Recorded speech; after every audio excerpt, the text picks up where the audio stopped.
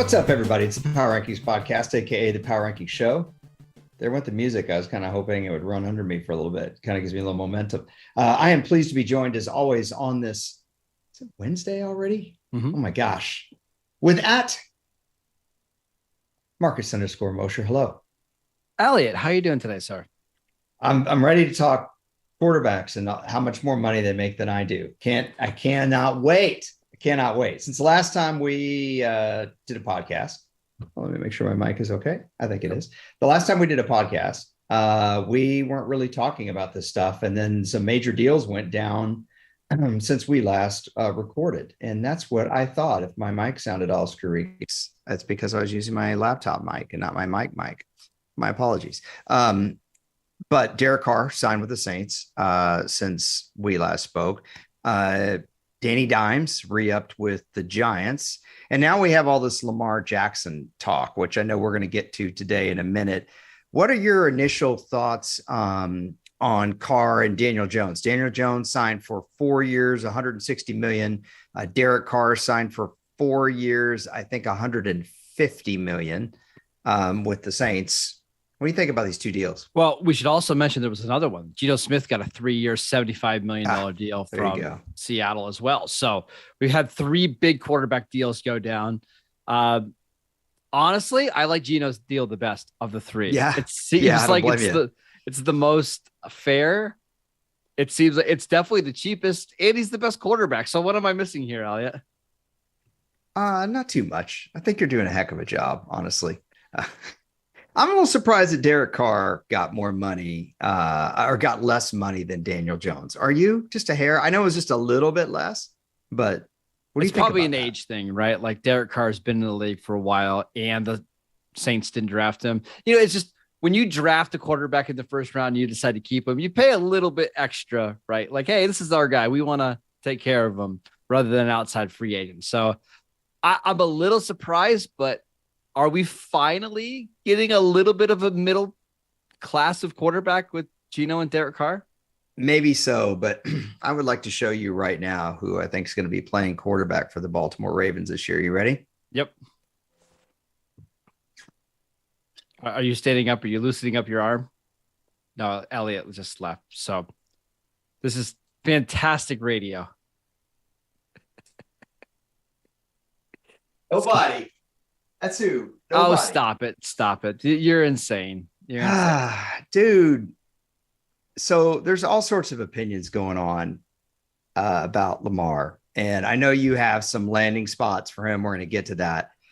I just want to say that I think it's really interesting that Daniel Jones got $40 million a year. And I don't know how I feel about it. On one hand, I'm really happy for the guy because he's really tough. He plays hard. I think he's got a good attitude. I think he showed improvement last year. Maybe it's a little late for some people's taste, but he got a coach that he could work with. And the organization, John Mara, said that we've let this quarterback down. And last year they tried not to let him down. He still doesn't have great skill players around him. He's got a great running back. And he's not going to with this new contract. He's just not going to have those skill guys either. Right. So on one hand, I'm happy for him. On the other hand, I don't know if this gets the Giants any closer because they still have the 3rd best quarterback in the division. So there's that. Derek Carr, I know some people are jazzed about a little reunion with Dennis Allen. Not much of a reunion. I think they played 4 games together and they went 0-4. Yep. Because I believe that's the year Dennis Allen got replaced. Am I misremembering this? You're right. Yep. And Geno Smith, I'm just happy for. Geno Smith deserves the money. I agree with you. Smartest contract. Played his butt off last year. So let's get to Lamar. You have some potential landing spots for him. Just overall, what do you think of this situation before we get to those?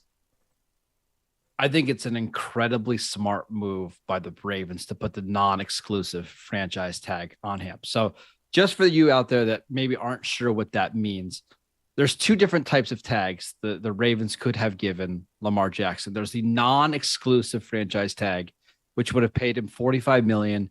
And that means that no other team can talk to him at all in free agency. The Ravens are the only ones that can work on a deal.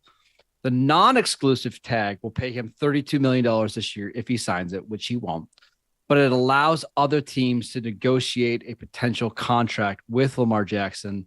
And let's say there's a team that does agree to a deal. The Ravens would then have the opportunity to either match that deal or get 2 first-round picks from that team. I think it's brilliant because basically what you're doing is you're telling Lamar Jackson, hey, you don't like our deal, go see what else is out there. And if somebody else gives you that deal that you want, fantastic, we'll match it, right? Like they're basically making everybody else do their work for them. I think it's brilliant. There's different vibes going around that Lamar Jackson is demanding this or that, which I don't know is totally accurate. People are assuming he wants over $200 million guaranteed. I haven't heard him say that. No. So, you know, given what Kyler Murray got paid, it doesn't sound ridiculous. Given what Aaron Rodgers is making at his age, what Russell Wilson got last year, Marcus, but just because Deshaun Watson, for example, got over $200 million, does that mean another guy needs to make more money because he's better than Deshaun? I mean, maybe Deshaun Watson's just a bad deal. Maybe Russell Wilson's just a bad deal. The Packers don't seem like they're real excited about having Aaron Rodgers. Who cares? In other words, why do we have to pay? Why does a team have to pay Lamar Jackson more money? Why can't a team come out and say, no, we're not interested? Because that's how free agency works. It doesn't matter whether you think the deal above you is a good one or not. It's just the way it is. I mean, look no further than the DeAndre Hopkins deal at wide receiver a couple of years ago. He got paid $28 million, which was so much more than the next receiver. So what did Tyreek Hill and Devontae Adams do last offseason? They both got deals over $28 million. Like, it's just the way that it is. And you can be upset about it. You can cry about it, but Lamar. I'm not upset about it. Well, I'm not you. I'm saying the universal you, right? Like these NFL teams, it's just the way that the market works. I think you misunderstand where I'm coming from. I'm talking about, well, I was just on Twitter, noticed that one person in particular and some others have tweets about, what are these teams doing to say that they're not interested within an hour and these teams are getting destroyed. Mm-hmm. I totally disagree. If I'm running an NFL franchise and I don't want Lamar Jackson, and I know I don't want Lamar Jackson, I have the right to say I'm not interested if a reporter calls me. Okay. So it's not like, in other words, this is what people do on social media. It's not like the Falcons. I'm sure the Falcons didn't say, hey, let's put out a press release saying that we're not interested in Lamar without anyone asking us. If I'm the GM of a team and somebody asks me if I'm interested in Lamar and I'm not interested right now, I'm going to say I'm not interested in right now. Why do I not have the right to do that? Just because my team stunk last year, does that mean I have to go overpay for a quarterback because my team stunk just to appease the Twitter analytics crowd? I mean, I don't understand that. I do think there's some people out there wondering, why are we hearing this so publicly from so many teams right away? Because they're worried about collusion. Right. Now that usually doesn't happen. You don't usually have all these teams coming out at one time saying, we're not interested. Right. So I think that's why people are using the word collusion. I don't know if that's the case. I think with most players in free agency, there's only ever 2 or 3 teams that are seriously interested. And I still think there's going to be 2 or 3 teams seriously interested in Lamar. It's just the way that the market kind of works. And look, there could be collusion. My point is this. If my team went 5-12 because we've made bad decisions in the past and we're trying to build the team the right way through the draft and whatnot. Okay. Let's take Atlanta. Why do I need to appease some schmuck on Twitter? Like, what do I care? I mean, I'm the guy that's running the team. I'm the guy whose job depends on it. Yeah, maybe my team stunk because, I just spitballing here. Maybe we got rid of, our franchise quarterback because we thought, he was getting older and he went to Indianapolis and proved that. Maybe one of our players got in trouble for gambling. These aren't maybes, by the way. Just FYI. Sure. Maybe we have a coach we believe in. We think that we can build this a different way. than overpaying for a quarterback. And when I say overpaying, I know the first thing someone's going to think is, well, Russell Wilson made this or whatever. I don't care what Russell Wilson made. Russell Wilson was a disaster. Let me ask you this. Why do you think there were so many teams that were willing to do whatever it took to get Deshaun Watson last offseason, but the list of teams that are interested in Lamar seems a lot lower? And we also need to remember Watson did not play at all during the 2021 season, and you knew a suspension was coming. Why was Atlanta willing to give the keys to the city to Deshaun Watson, but not Lamar Jackson?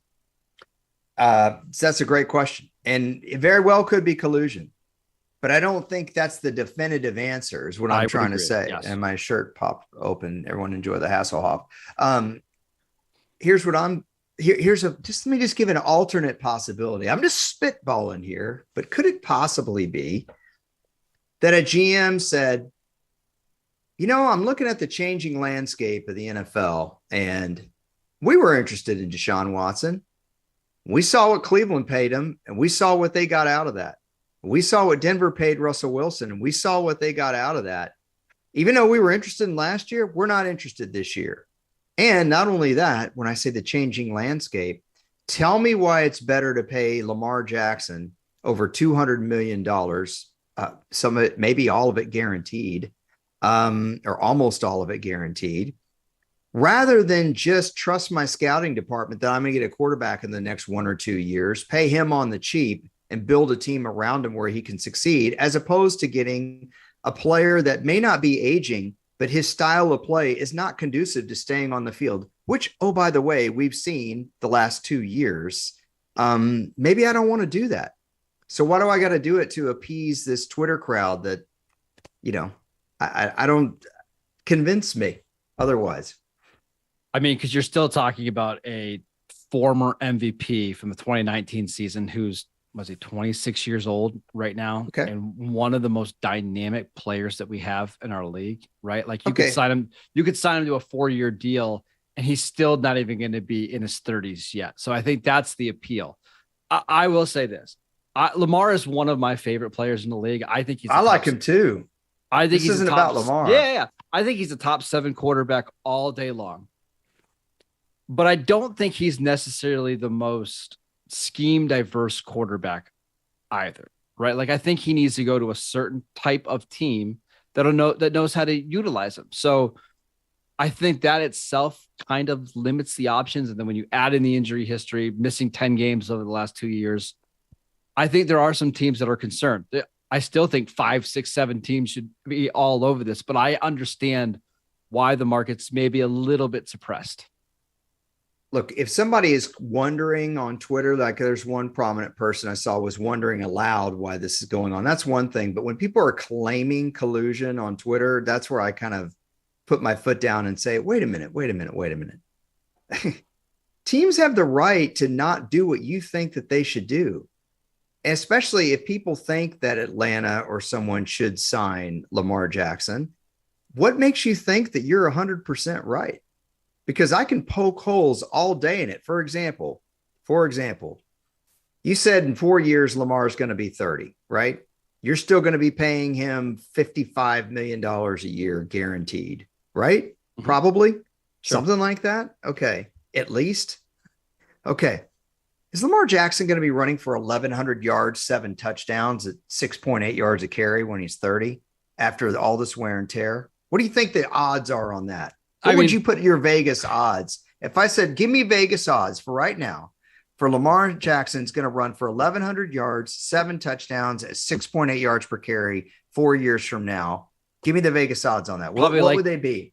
Plus 800, but I also don't trust the league not to add like 7 new games in there before we get there. So, okay, so you would say, okay, so plus 800, right? Okay. Plus 800 means bad odds that he's going to do it. Yeah. Yeah. Okay. I think Lamar Jackson's a much better passer than he's been given credit for. However, do you trust that Lamar Jackson with, say, a bad ankle, could beat Kansas City or Cincinnati right now from the pocket with that Ravens team? Not with his current Ravens team, no. But I do think on the right team, yes, he could. On the right team where he had the right weapons. Yes. Okay. Yes. So you think he's a passer the level of Joe Burrow and Patrick No. Mahomes? No. I'm not. I don't. Because there's been a little push with him in recent years where if you criticize his passing at all, people think you're being so awful about it. I think he's an average to above average passer. His passer rating since his MVP season is 92.5. That's okay. It's okay. His yards per attempt is 7.3. That's decent. Okay. We're fine. His TD to INT ratio is 2-1. Love it. Oh, okay. We're okay. And his completion percentage is 63.7. Okay. They're all fine numbers, right? They're not $200 million numbers. They're nowhere near that. Daniel Jones can give you that. So what you get with Lamar is this incredible playmaking ability. And I would also say to you that some of what has opened up the passing game for him has been his ability to run and the threat that you feel as a defense of the Ravens rushing attack, because he helps their running backs also. You take that away, wouldn't teams be a little bit more complacent playing with 6 DBs most of the time against you? And I agree for the most part. I will say, I think that Greg Roman offense does not do a lot of favors to the quarterback in the passing game. So I think pairing him with the right offensive coordinator that would allow him to throw the ball more, give him some easier throws, I think you'd see those numbers, the numbers and the efficiency shoot up. But I think your point is there's a chance as his game ages that he just becomes less dynamic of a runner. And that means he needs to win more with his arm, which might only be, let's say if you're grading him strictly as a passer, maybe he's the 15th best passer in the league. Here's the thing too. I fully am aware about how I saw one guy tweet today, another prominent person, he had a really long tweet and he mentioned how the Ravens have not spent the least amount of money on offensive players around Lamar. And I agree with that. So that's why I'm not too hard on Lamar about his passing numbers, because I don't think he's had the help. But let's take Cam Newton. Cam Newton was MVP of the league in 2015. You want to talk about Cam Newton's career post 2015? People used to get so upset if you didn't talk about what a good passer Cam Newton was. Like you were being hard on him. Now, I didn't agree with the people that dogged on Cam Newton for the way he dressed and stuff like that. That was just pure crap. But I'm talking about Cam as a great passer. That just was not the case. Yeah, I think Lamar's a better passer than Cam ever was. I do too. I do too. Let's take Andrew Luck. Andrew Luck could make plays outside the pocket. He was such a gamer. I loved watching Andrew Luck, just like I love watching Lamar Jackson. But was Andrew Luck's style and with the Colts offensive line, which, by the way, wasn't all their fault, conducive to him being able to stay on the field? No. I get the running quarterback thing. I do. I get the mobility thing. I do. But there is a point in a guy's career where he wants to run less. I don't care who it is. It happened to all the good mobile quarterbacks. And I just don't know in year 3 and 4 of that deal if you're going to be able to get your money's worth with Lamar if he can't stay on the field. And I really like Lamar Jackson. This has got nothing to do with him. It's more about the peanut gallery out there saying that just because a team's not interested, there's something horribly wrong with their organization. That's why they're a bunch of losers. I don't agree with that. I don't either. I mean, why not? I mean, we could take this farther back. When DeMarco Murray was a free agent, he led the NFL in rushing. Why shouldn't a team gone out and paid him $16 million a year? Yeah. Because it didn't make sense. Yeah. However, there are a couple teams out there that flatly, already denied that they have interest in Lamar that I don't make sense. We should talk about a couple of those and some of my favorite let's get to that's what I wanted to lead into is I do think there are a couple teams that should be interested. Okay. I just don't think that every team with a losing record that doesn't have a great quarterback should automatically be interested. Yes. So now I want to go through your 8 potential landing spots because I know some of these are a little pie in the sky and some of these you think, no, this should really happen. So let's get it started. Number 8, Carolina Panthers haven't had a face of the franchise since Cam Newton left. I think with Frank Reich, I think that could work a little bit. That defense is really good. I think you could recreate some of the Baltimore Ravens in Carolina.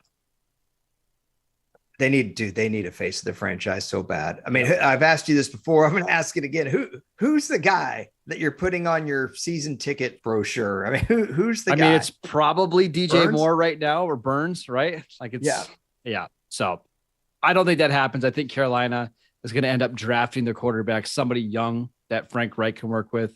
But we'll see. All right. And they wanted Deshaun Watson last year. I don't know if you said that. I don't know if I missed that, but they lost out on that deal. So, okay. Sorry. Go ahead. Number 7. This one makes a lot of sense. I hope it would never happen just because I don't want to see Lamar go here. But the Washington Commanders don't have a quarterback. They've already released Carson Wentz. The only quarterback on their roster is a 5th-round pick, Sam Howell, who started 1 game against the Cowboys C team. Talk about a team that needs like some good press right now. It's the Washington Commanders, and Lamar could do that for them. I actually like this one for Lamar a lot. I'd be curious to see, okay, let's see what Eric Bieniemy can do with Lamar Jackson. Let's see if he can apply the same talent and ability that he was able to apply to Patrick Mahomes. I think Eric Bieniemy deserves a lot of credit, and this would give him an opportunity to kind of stick it to everybody.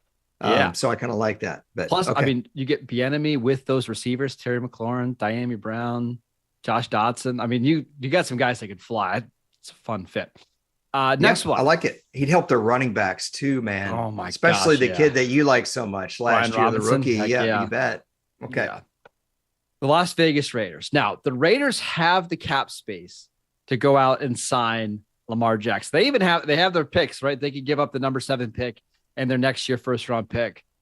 From what I've heard, they don't have the actual cash to give Lamar Jackson $200 million guaranteed and a $65 million signing bonus. So as much as I would love to see him play with Devontae Adams and Darren Waller and Josh Jacobs and Hunter Renfrow, I don't know how realistic that is. This is another thing that I think the Twitter crowd needs to understand. When you give a guy, okay, so let's say we're going to pay Marcus Mosher $150 million over 3 years, okay, because he's a great deep snapper. Okay, $50 million a year, right? Let's say we're going to give you $100 million of that guaranteed.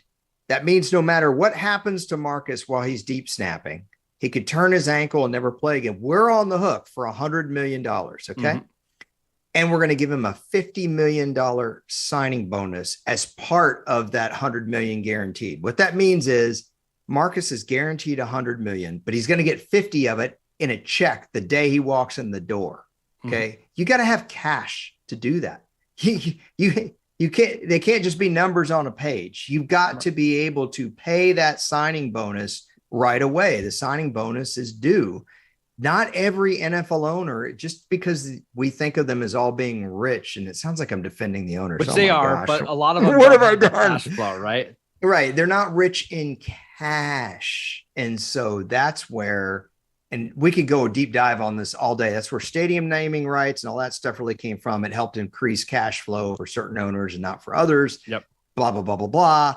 So if Mark Davis doesn't have the money, then you can't pay the signing bonus. And believe me, these players want that signing bonus. So, okay, cool. I just wanted to say that. All right. Next one. The Jets at number 5.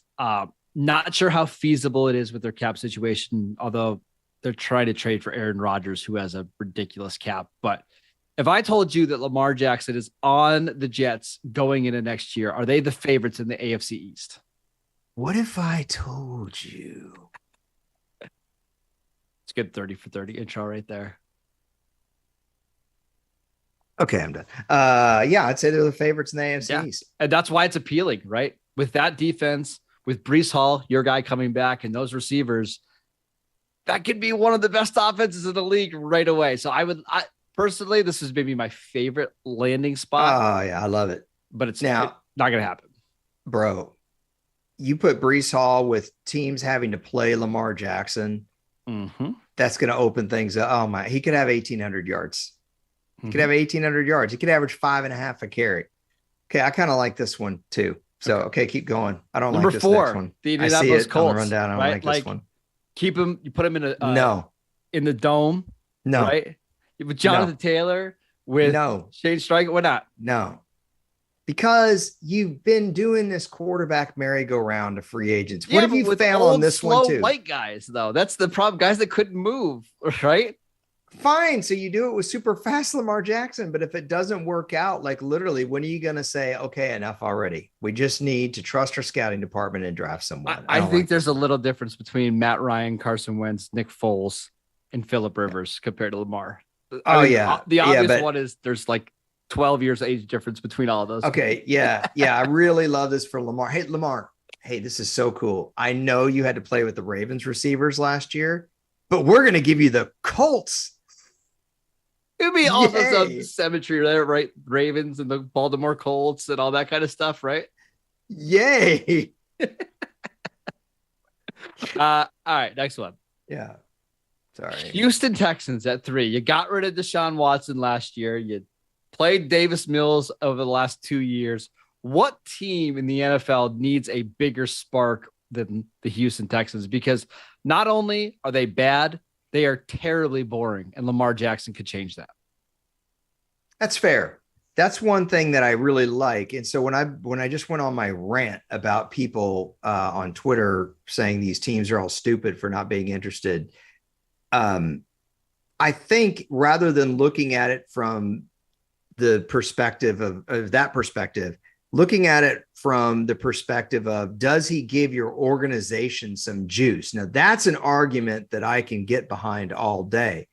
I just think that the injury concerns for his style of play are legitimate organizational concerns when you're talking about this kind of investment. But if we put that to the side and we're talking about, hey, what about, because not every team is the same, right? Not every organization is the same. We just talked about Carolina needing a face of the franchise. Man, if any organization needs a shot in the arm, it's Houston. It's so Houston, and Lamar Jackson would do that. And if Lamar could stay healthy, which I hope he can, because like I said, I love watching him play. That'd be rad. Well, that'd be rad. They have the cap space, right? Which is awesome. Mm-hmm. I kind of love them with D'Amico Ryans. Like those two tied together for the next 5 years is a lot of fun. Yeah. And they're in a very unique situation where, yes, you'd have to give up the number 2 pick, but you have the number 12 pick from the Browns this year and the Browns first round pick next year. So yes, you'd be losing 2 picks, but you'd still have first round picks to build around Lamar Jackson. I just think it makes so much sense. Okay. What's next? Right. Next one, the Atlanta Falcons, a team that we kind of were hinting at a little bit earlier. I think of all the teams out there, I think the Falcons make the most sense to trade for him, right? Because you do have weapons. I like their offensive line quite a bit. They ran the ball like crazy last year with Marcus Mariota. And in that division where every other team looks like they're at a big rebuild and you can keep him in a dome and make him still keep him as fast as ever, I think he makes so much sense. Aren't they one of the teams that said they weren't interested? Yes. Because I was using them as an example, but and I hope you understand that wasn't really just about Atlanta. It's about, any team having the right to say, look, we don't want to do this. I definitely see your point on this. There's a part of me that's like, why spend the time investing in Ritter and investing a day 2 pick if you're just going to go and dive in the free agent pool? Don't you want to find out what you have there? But you didn't know Lamar was going to be available, though. You didn't know Lamar was going to be available, and it's not like you spent a first round pick on Ritter either. Yep. So I'm okay with this one. So far, though, it's not my favorite. Okay, what's next? Right. What's number 1? My favorite destination for Lamar Jackson is still the Baltimore Ravens, right? It's a team that knows him better than anybody else. He is the franchise there. And whenever Lamar has played, they've been awesome. He has started 61 games in the NFL, and they are 45-16 in those starts. I know contracts can make some hard feelings and stuff, but I just think this is the best situation for him to win and continue to play at a high level. You know what my favorite destination is on this entire group? The Jets. Yeah. I don't want Aaron Rodgers to the Jets. I just don't want to watch Aaron Rodgers. It's just... I like Lamar to the Jets because I think so. Again, after I went through that whole rant, I need to backtrack a little bit and say, now that I've given you the case against him, how about the case for him? Right. So now that you've given me your teams and you've made your mini case for each, the case for Lamar Jackson is, hey, if you think you have a team right now that's ready to win now, and I'm talking about I should say a young team, because that means a lot of your players are not on big deals. Mm-hmm. Hey, of all these teams, who fits that the most? Who's got the young, the Jets? Yes. The Jets have some really good players, including the guy that should have been Defensive Player of the Year last year. They have a bunch of course, they have a bunch of young players. They've got a young running back, young wide receiver, young great corner. They have a decent line. They've got some young players on defense outside of Sauce Gardner. Mm-hmm. I like that one the most. I think my second favorite is Washington, just so Eric Bieniemy could stick it to everybody. And Philadelphia and Dallas would have some real competition from Washington. I know you wouldn't like that. Right. I think it would make the NFC East a lot more fun. Am I forgetting any teams in here? I don't think you're forgetting any teams, but the one that I when you and I were talking about this yesterday was the first team that came to mind. And I know it's kind of wackadoodle a little bit, but I thought Detroit. I just thought, okay, does Detroit have some young, talented players? Check. That they're not paying a ton of money right now. Yes. Do they have two good running backs that could totally capitalize off of Lamar Jackson's ability to, again, you're playing 11 on 11 against him. How effective would DeAndre Swift be with Lamar Jackson under center? Would the Lions be able to play the style of game of Lamar Jackson that's, I guess, parallel with or synonymous with their organizational MO right now is? Yes, under Dan Campbell, I think he would love to be able to run the ball right down team's throat. I don't think Dan Campbell wants to throw the ball 55 times a game. No, I agree. Problem is their quarterback played pretty well last year, and I loved it. This is, if we want to go back to last year, all the people that are so smart about Lamar and teams now were the same people that made fun of Jared Goff last year because he wasn't Matt Stafford. I told Marcus on the phone, Jared Goff was probably a top 3 quarterback in the NFL last year at home. Mm-hmm. And he was the best quarterback in the NFC last year, I think, at home. That'd be a real risk to replace somebody that his teammates really like, that the coach seems to like, who played well. But that was just one team that kind of floated around. Do you want Jared Goff's home stats from last year? Do I have I seen them? I'm going to tell them to you right now. You ready? 60, okay. Wait, can I guess? Go ahead. I think he had 25 touchdown passes at home last year, or really close to it. Yeah, so it is. 66% of his 66% completion percentage, 2,400 passing yards at home, 23 touchdowns, 3 interceptions, a passer rating of 109, and he had a adjusted yards per attempt of 8.7, which is pretty ridiculous.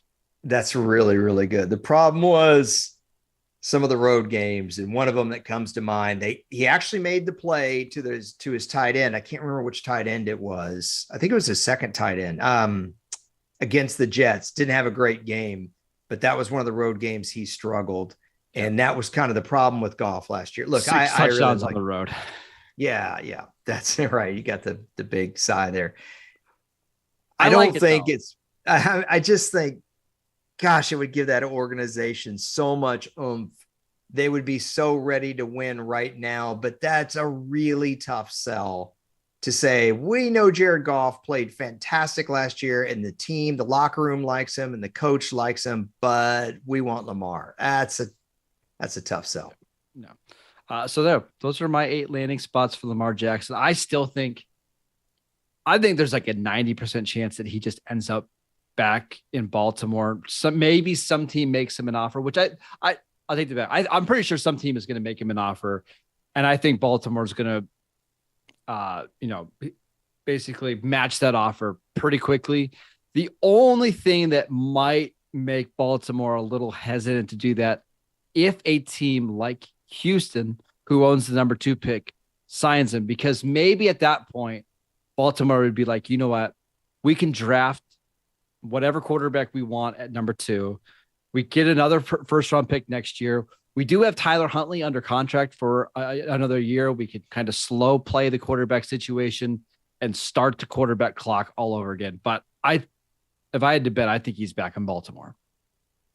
Yeah, I think you're right. Actually, a lot of animus can go under the bridge, especially when somebody gets paid and the team wants to win games. Yep. It's like, hey, we don't care about what happened in March. Yep. It's September now, August, whatever. A couple of things. We'll call them Elliott backtracks.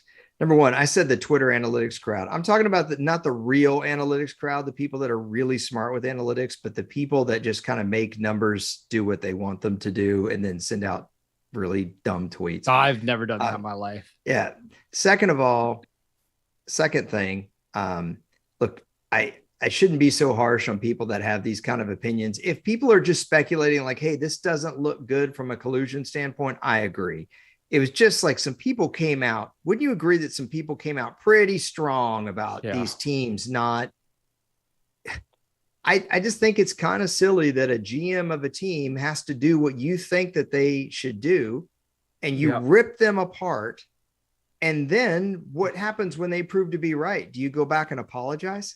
I do want to mention just really quick some history of why this might be, why some teams are maybe scared off a little bit. The last 5 players that have received the non-exclusive tags and that have signed deals with other teams have all had their original deals matched, or have all had that deals matched by the original team. So I think teams, as we're getting closer to free agency, are just less and less likely to be like, we don't want to spend the next 3 days crafting an offer just to get it accepted by Baltimore and take all this negative publicity, you know, especially if we have a quarterback like Jared Goff, right? Because now what? You just introduce all this extra drama to your team that you might not need, even though I think it would be worth it. I think that's playing into this. That's a really great point. That's a really great point. You know, I'm just thinking about what you're saying here. Well, okay, let me just say this.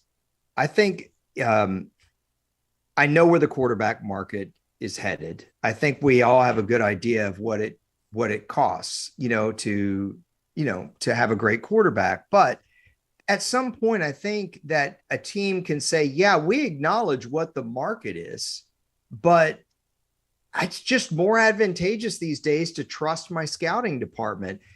I realize that's a risk because how many first round quarterbacks actually land? Marcus, is it 1 out of 3? I think that's fair. Yep. Okay. Yeah. So it really is going to come down to a decision. There's a point where the quarterback money can get so high where even though people on Twitter or your fan base are screaming, hey, why don't you get this guy? Or why don't you do that? Look, it's just smarter for me to roll the dice on the draft and get a guy for whatever it's going to be, 800,000 or $1 million plus or whatever, depends on what round you draft them. I mean, look, ideally you want to get someone like Russell Wilson in the 3rd round or Dak Prescott in the 4th round where you're not having to pay very much. But I think that some GMs are coming to the conclusion that, look, we saw what Deshaun Watson made. We saw what Cleveland got for it. We saw what the Broncos got for Russell Wilson. We don't want to do that. It's hard not to blame them. And there's just such an advantage to having a quarterback on a rookie contract. And with this being a really strong quarterback draft, especially at the top, and a lot of these teams that have been rumored for Lamar Jackson, if you are the Raiders, right, and you don't have cash, but you have the number 7th pick, it may be more intriguing just to go out and draft CJ Stroud at pick 7. Right. By the way, it is really hard to make a strong point like that when someone's knocking at your door the whole time. I just want you to know I was able to make that point somewhat. Good job by you. That's concentration right there, right? This is real concentration. Last thing from me on this is really more a question for you. And by the way, just to reiterate, so Marcus's 8 teams were Carolina, Washington, the Raiders, the Jets at 5, the Colts at 4, Texans at 3, Falcons at 2, Ravens at 1. I didn't really not like any of these. I think the Raiders is just not going to happen. No. I don't like it for the Colts. I loved it for the Jets. I loved it for the Texans. And just for kind of reasons that are a little off the field for Washington, but just to get some naysayers, but I want to ask you this. If you're the GM of a team right now And let's throw out a team like the Jets, because I think the Jets are an anomaly that they have so much young talent on the cheap right now. You're a team that has a medley of veteran players and young players, like the Cowboys, honestly. Do you think it's smarter right now to pay a quarterback $250 million contract or whatever it's going to be? Okay. 220 million. Sure. Over 4 years and guarantee 195 of it and do a $70 million signing bonus or whatever it is? Or is it better to trust your scouting department? And would you rather roll the dice next year in the draft? Because I know this year in the draft may not be the best, but next year. In other words, like just play with who you got in 2023, okay? And then wait for 2024 and go get your guy. I would rather have Lamar Jackson. Okay. Just because to me, it's a sure thing for a guy that's in his prime. Mm-hmm. And I'm not super concerned about what Lamar looks like at age 31 and 32, because you're probably not signing him to a deal that long. We've seen the last 3 quarterback contracts are all 4-year deals. Dak Prescott got a 4-year deal. Kyler Murray, I believe, got a 4-year deal. Like, I think the next 4 years of Lamar's absolute prime. I think he could win an MVP again. That's the guy that I want. I think that's fair. I am very split on it. I'm very split on it. My split is that when the Ravens really, I thought, had their best opportunity, Lamar was on his rookie deal, and they could afford some players around him. And maybe they weren't the offensive players you wanted, but they had some pretty good defensive players in Baltimore, and they have the best kicker in the league. Well, having a good defense and a good head coach and a good kicker, that's better than having great skill players around your quarterback, in my opinion. And so I'm very, very torn on this. The other thing that we should consider, to your point about doing this, in other words, that would make you right, that would underline your decision as being right, is that people don't have very long in this business and job security. You're a GM or you're a head coach or even a coordinator. Sometimes you can't kick the can down the road and hope that your scouting department will find you the right guy. So if you find you a guy that helps you go 11-6, yeah, maybe he misses a couple of games and you get bounced in the divisional round or whatever, but teams you're selling out and people are buying your alternate dumb jersey that you decide to create to make money. I think of the Jets, right? Great. Like Joe Douglas missed on Sam Darnold at pick number 3. He missed on Zach Wilson at number 2. I don't think he deserves another chance to pick another quarterback high, right? And that team has not been in the playoffs in several years.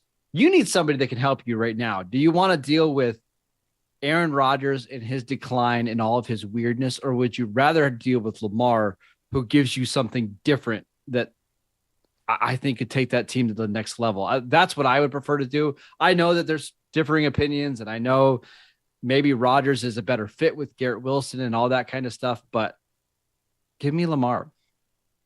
I think we should end it right there. I think those are good points.